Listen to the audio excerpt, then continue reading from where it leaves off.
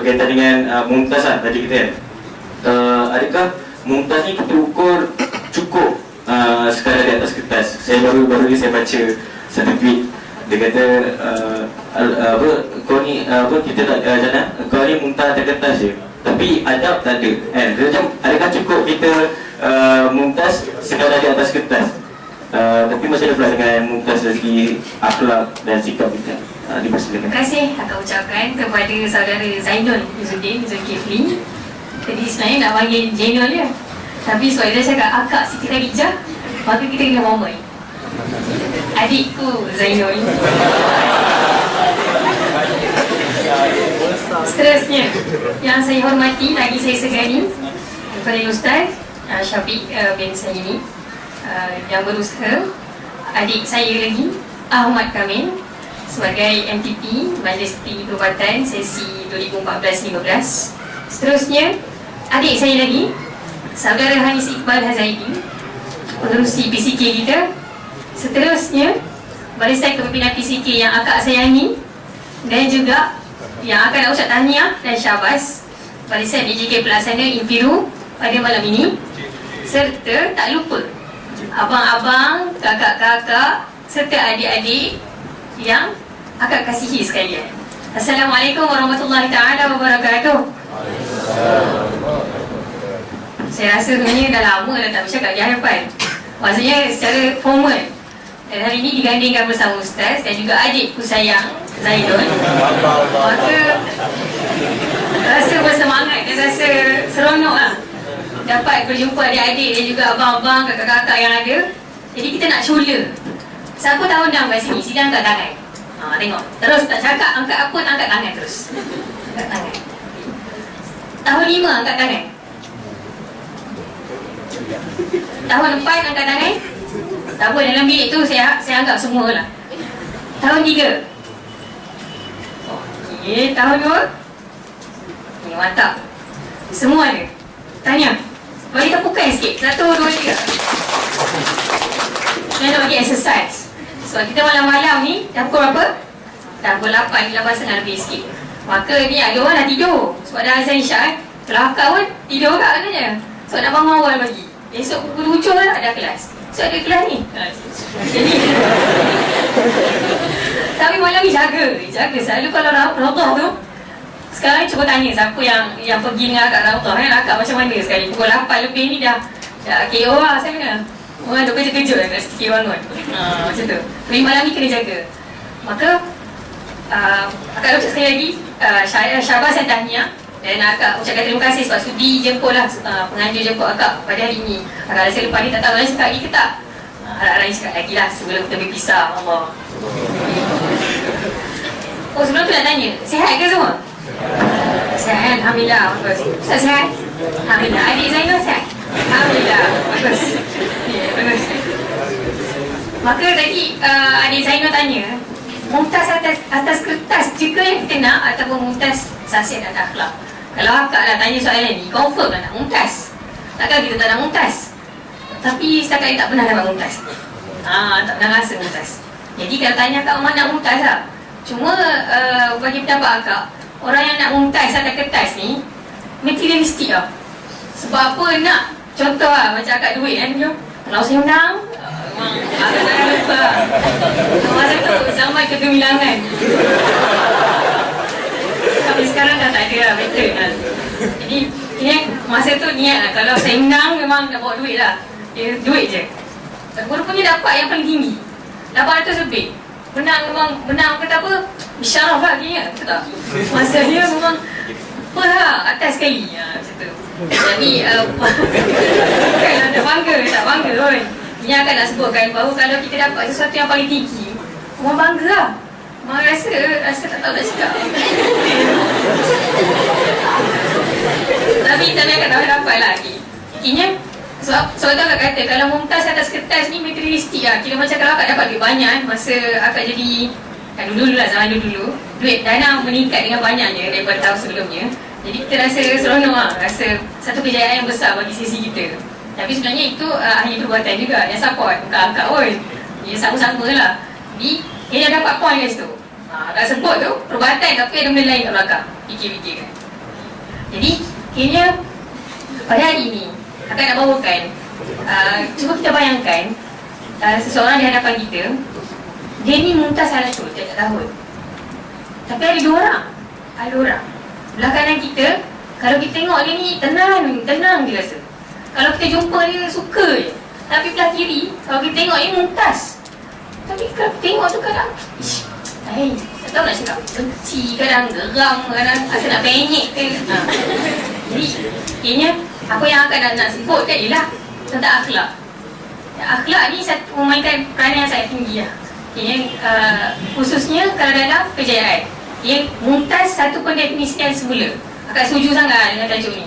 Sebabnya di akhir nanti akan nak bawa adik-adik semua. Yang akan cakap adik-adik Ustaz dan adik-adik dan juga kakak abang. Kita nak define semula Mumtaz tu, kita nak Mumtaz dari segi apa. Kalau kita tengok seorang yang Mumtaz tadi, kakak bagi dua, saya bagi dua orang. Dia rasa besar, rasa tua, dia cakap akak. Orang yang seorang ni yang mana kita tengok tenang aja, dan seorang lagi kita tengok dia rasa geram. Kiranya kalau seorang yang berakhlak mulia, maksud dia Mumtaz atau apa, kalau tak Mumtaz pun, kalau kita tengok dia rasa seronok, kita akan respect. Tapi kalau orang yang mana kita tengok, kita rasa macam nak geram, rasa ada je benda yang dia buat tu kita tak suka. Even dapat Mumtaz paling tinggi pun nombor satu, tiap tahun nombor satu, tiap tahun nombor satu. Tapi kalau tak berkenan perangai dia, tak jadi apa juga. Maksudnya hilang Mumtaz tu daripada pandangan kita. Selalu orang cop Mumtaz atas palu, Mumtaz Kakak Wan Afika, Alatul Cemerlang, siapa lagi? Abang Wan Ahmad Hafizi, Alatul Cemerlang, macam tu. Jadi Kakak Siti Khadijah, Alatul Istimewa kosong. Tahu, Allahu'alam. Kakak sendiri pun tak dapat yang define saya sendiri. Maka akhirnya kakak nak tanya lah, Anas, kalau Anas sendiri takut Anas sendiri lah, kalau Anas nak apa, Mumtaz tu bagi Anas apa dia? Mumtaz kertas ke, sahsia akhlak ke, ataupun salah satu ke dulu? Saya jawab. Kalau nak jawab skema memang dulu dah Mumtaz. Kalau tak skema? Dulu tak.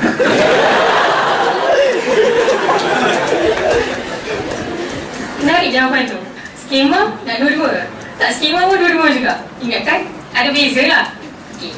Jadi kalau akak pun akak setuju lah dengan Anas.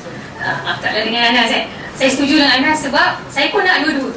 Kalau saya sendiri, saya nak Mumtaz atas kertas saya, dan saya nak Mumtaz juga akhlak dan sahsiah saya. Sebab apa? Akhlak ni satu fundamental lah. Saya nak kongsi satu pengalaman daripada dua orang household doktor pelatih yang baru je melawat Mesir baru-baru ni, Dr. Syafiq Hamdani dan juga Dr. Muhammad Faid Osman. Sini kita juga, harapnya ada dikenal lah. Mereka cakap apa? Ada 3 benda yang kita perlukan untuk jadi doktor pelatih ni. Maksudnya sebagai step pertama kita untuk jadi seorang doktor, ada 3 benda. Ingat ni, ASK. Pertama, attitude. Kedua, skills. Ketiga, knowledge. 3 benda ni sebenarnya bukan doktor je, ustaz pun kena. Adik Zainul pun kena ada 3 benda.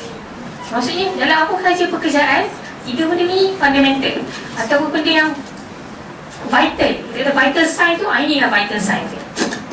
Maka apa yang Dr. Syafiq cakap, apa yang Dr. Muhammad Faid cakap, sebenarnya graduate Mesir ni tak perlu pun nak kena ada skill yang hebat-hebat.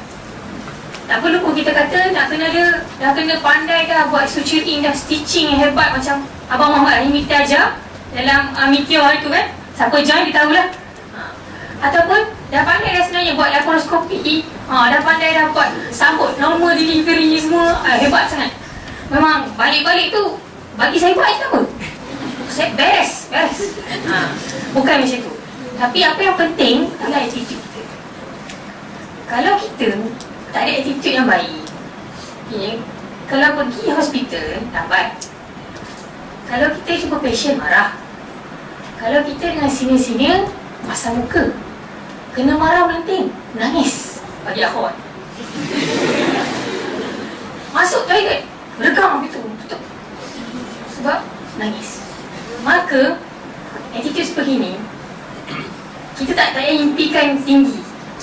Sebabnya kita tak pernah pun nak dapat sesuatu yang tinggi, sebab akhlak kita pun tak berapa nak tinggi. Jadi bagi pendapat akak, kita define semula mumtaz tu bukan saja atas kertas. So akak sendiri tak pernah dapat mumtaz atas kertas. Itu pengalaman sendiri lah. Tapi akak rasa guna akak lah ni, saya rasa satu perkara yang bernilai lah kalau attitude ataupun akhlak tu kita jaga. Sebab apa? Kalau akhlak kita jaga, cakap je dengan sesiapa, semua rasa senang, semua rasa tenang, semua rasa hormat dengan kita, regardless kita punya risau. Akak nak kongsi satu ayat. Saya nak kongsi satu ayat, surah An-Najm ayat 39. Tadi dah sebut lah tadi. Saya dah sebut lah. Kau tak sebut? Dah sebut kan? Tak kan? Okey. Dengar kan? Wa al-laisa lil-insani illa ma sa'a. Maksudnya ialah, ayat dia pendek je. Dan bahawa manusia hanya memperoleh apa yang telah diusahakannya. Maka, kalau kita ambil mumtaz tu dari segi 3 aspek tadi, atas kertas, sasiah, akhlak, maka kalau kita berusaha sungguh-sungguh, maksud ini jadi matlamat kita, insya-Allah Allah bagi. Allah tak kejam dan Allah tak zalim pada hamba dia. Dan akak percaya, bagi kita seorang pejuang yang menuntut ilmu ni, insya-Allah lagi Allah tak sia-siakan. Jauh kita merantau, daripada Malaysia sampai ke Mesir, 10 hingga 12 jam atas kapal terbang. Dah pening tak tahu nak buat apa, tengok movie je. Maka sampai ke sini insya-Allah Allah bantu. Jadi jangan bimbang. Kalau kita kata mumtaz tu hanya sekadar di kertas, maka rugilah kita. Tapi kalau kita fikir mumtaz tu daripada semua aspek, insya-Allah kita akan dapat, orang kata apa, kemanisan yang sebenar. InsyaAllah nanti nak bawa satu cerita sebenarnya pasal mumtaz yang sebenarnya. Tapi nak bawa satu cerita pasal akhlak. Ada pokok bunga, ada pokok lalang. Apa persamaan dua-dua ni? Hebat. Baru nak cari mangsa, tapi dah jawab semua. Tapi apa beza? Siapa tahu? Siapa boleh angkat tangan dan jawab dengan beraninya? Attitude yang sangat hebat. Saya daripada Anas. Ada? Bila saya jawab, apa dia? Apa dia? Pokok pasu, bunga pasu, berbunga, dijaga. Ni untuk pokok bunga kan? Ke pokok lalang? Compare. Lagi? Cantik. Dah habis. Okey. Betul semua Fatihah cakap. Kita fokus sikit. Seronok kan bila orang hargai kita? Baik. Jadi, kenapa saya nak bawa cerita pokok lalang dengan pokok bunga? Pokok bunga macam Fatihah cakap tadi. Pokok bunga kita letak dalam pasu. Kita tanam dia, kita siram dia, kita benihkan dia. Maksud sebelum tanam tu kita tak benih. Lepas tu baru tanam. Kita siram, jaga. Kita alter sikit. Maksud kalau ada pokok-pokok kat tepi tu yang mengganggu, kita buang. Tapi pokok lalang macam mana? Menjala apa? Dengan menjala ke? Menjala. Pokok lalang ni, dia tumbuh kat mana-mana je. Dia tak apa, tak tanam pun dia tumbuh juga. Dia tumbuh tu dah besar, tinggi. Dia dah meliang ni apa? Kita panggil apa? Macam tu lah kan. Dia fleksibel lah, maksudnya pergi ke kanan, tolak ke kanan, pergi ke kanan. Tolak ke kiri, dia pergi ke kiri. Dan dia bersaing dengan pokok-pokok yang ada di tepi. Maka, akhlak ni adalah seperti pokok bunga. Pokok bunga. Akhlak ni, kalau satu keadaan simple lah untuk akhlak ni. Kalau contoh saya diberi pertolongan, saya akan cakap terima kasih. Itu spontan. Ataupun kalau ada sahabat-sahabat saya yang bersin, saya akan cakap yarhamkillah, yarhamkumullah, yarhamkallah. Itu spontan. Kalau contoh saya nampak kawan saya sakit, saya tanya, ada apa-apa yang boleh saya tolong? Itu akhlak. Tapi kalau kita nak bagi contoh, tak tahu nak bagi contoh apa kan. Contoh kawan kita kat sebelah ni malas nak bangun solat, kita pun biarlah dia yang dosa, kubur sendiri. Akhlak apa? Ataupun kawan kita tak nak pergi kelas, tapi kita kata dia dah yang rugi, dia tak ada pun nak nasihat dia, ataupun tak ada pun nak doakan dia. Maka itu akhlak kita secara spontan lah. Ataupun senang lah, paling senang sekali, kawan kita paskan air untuk kita, masakkan untuk kita kat rumah, adakah kita cakap terima kasih? Susah sekali, betul tak? Dia cuma cakap, kau ni tambah garam sikit. Tawar ni. Banyak sangat. Wah, tepat sangat. Jadi, kiranya, adakah cantiknya kalau lah kita ada akhlak yang berupa automatik ni. Ataupun seperti pokok bunga tadi. Kira, bagi pendapat akak lah adik Zainul, mumtaz bagi akak, mumtaz kertas, mumtaz akhlak, mumtaz hasiah dan mumtaz usaha.